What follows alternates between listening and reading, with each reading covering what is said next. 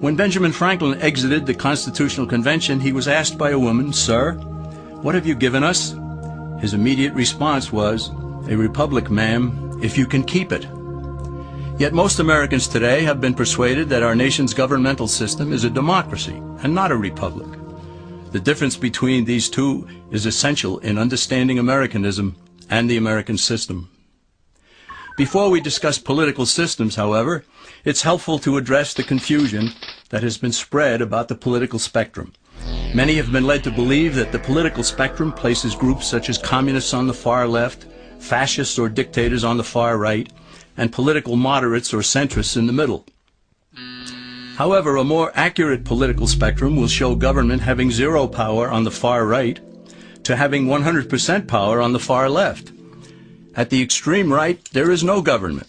The extreme left features total government under such labels as communism, socialism, Nazism, fascism, princes, potentates, dictators, kings, any form of total government. Those who claim that Nazis and fascists are right-wing never define their terms. This amounts to spreading confusion. Toward the middle of the political spectrum can be found the type of government limited to its proper role of protecting the rights of the people. That's where the Constitution of the United States is. Those who advocate such a form of government are really constitutional moderates. So let's analyze the basic forms of government. They are monarchy or dictatorship ruled by one, oligarchy ruled by a few, democracy ruled by a majority, republic ruled by law, and anarchy, which is ruled by no one. In discussing these five, we'll see that they can be narrowed down to even fewer. Looking first at monarchy or dictatorship, this form of government doesn't really exist in the practical sense. It's always a group that puts one of its members up front. A king has his council of nobles or earls, and every dictator has his bureaucrats or commissars, the men behind the scenes. This isn't ruled by one, even though one person may be the visible leader. It's ruled by a group. So let's eliminate monarchy, dictatorship, because it never truly exists. Oligarchy, which is ruled by a group, is the most common form of government in all history. And it is the most common form of government today. Most of the nations of the world are ruled by a powerful few, and therefore oligarchy remains. At the other end, we find anarchy, which means without government.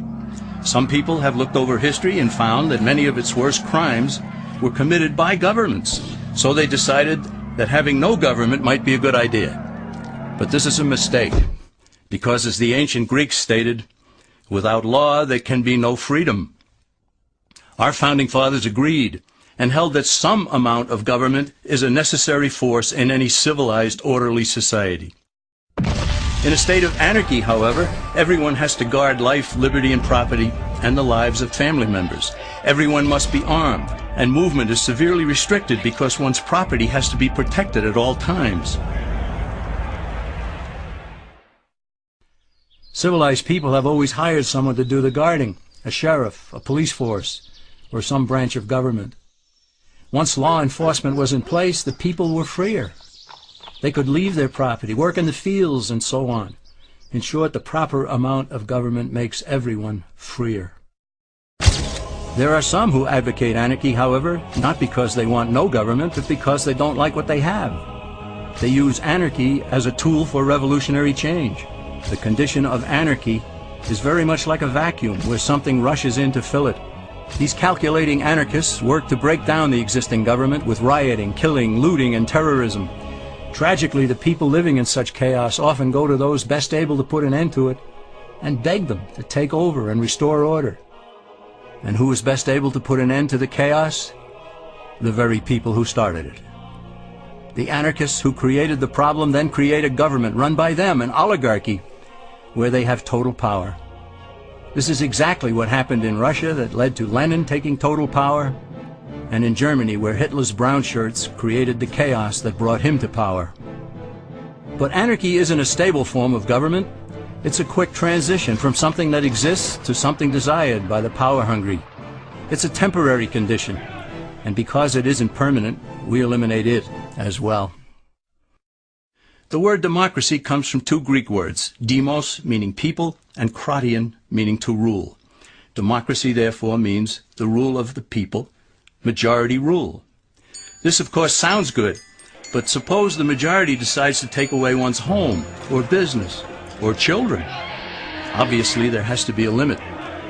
The flaw in democracy is that the majority isn't restrained. If more than half the people can be persuaded to want something in a democracy, they rule. What about republic? Well, that comes from the Latin, res meaning thing, and publica meaning public. It means the public thing, the law. A true republic is one where the government is limited by law, leaving the people alone. America's founders had a clean slate to write on. They could have set up an oligarchy. In fact, there were some who wanted George Washington to be their king. But the Founding Fathers knew history, and they chose to give us the rule of law in a republic, not the rule of a majority in a democracy. Why? Let's demonstrate the difference in the setting of the Old West. Consider a lynch mob in a democracy. 35 horseback riders chase one lone gunman. They catch him, and they vote 35-1 to hang him. Democracy has triumphed, and there's one less gunman to contend with. Now consider the same scenario in a republic. The 35 horseback riders catch the gunman and vote 35-1 to hang him, but the sheriff arrives, and he says, "You can't kill him. He's got his right to a fair trial." So they take the gunman back to town. A jury of his peers is selected, and they hear the evidence and the defense, and they decide if he shall hang. Does the jury even decide by majority rule? No, it has to be unanimous or he goes free. The rights of the government aren't subject to majority rule but to the law. This is the essence of a republic. Many Americans would be surprised to learn that the word democracy does not appear in the Declaration of Independence or the U.S. Constitution, nor does it appear in any of the constitutions of the 50 states. The founders did everything they could to keep us from having a democracy. James Madison, rightly known as the father of the Constitution, wrote in essay number 10 of the Federalist Papers, "Democracies have ever been spectacles of turbulence and contention, have ever been found incompatible with personal security or the rights of property, and have in general been as short in their lives as they have been violent in their deaths." Alexander Hamilton agreed, and he stated, "We are a republican government. Real liberty is never found in despotism or in the extremes of democracy." Samuel Adams, a signer of the Declaration of Independence, stated, "Democracy never lasts long. It soon wastes, exhausts, and murders itself." The founders had good reason to look upon democracy with contempt, because they knew that the democracies in the early Greek city-states produced some of the wildest excesses of government imaginable. In every case, they ended up with mob rule, then anarchy, and finally tyranny under an oligarchy. During that period in Greece, there was a man named Solon, who urged creation of a fixed body of law not subject to majority whims. But where the Greeks never adopted Solon's wise counsel, the Romans did.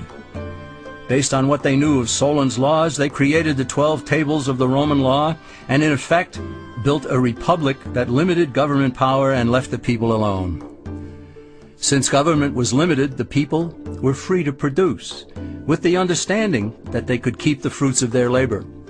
In time, Rome became wealthy and the envy of the world. In the midst of plenty, however, the Roman people forgot what freedom entailed. They forgot that the essence of freedom is the proper limitation of government. When government power grows, people freedom recedes. Once the Romans dropped their guard, power-seeking politicians began to exceed the powers granted them in the Roman Constitution. Some learned that they could elect politicians who would use government power to take property from some and give it to others. Agriculture subsidies were introduced, followed by housing and welfare programs. Inevitably, taxes rose and controls over the private sector were imposed. Soon, a number of Rome's producers could no longer make ends meet, and they went on the dole. Productivity declined, shortages developed, and mobs began roaming the streets, demanding bread and circuses from the government. Many were induced to trade freedom for security. Eventually, the whole system came crashing down. They went from a republic to a democracy, and ended up with an oligarchy under a progression of the Caesars.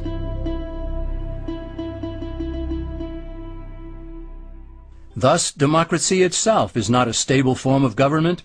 Instead, it is the gradual transition from limited government to the unlimited rule of an oligarchy.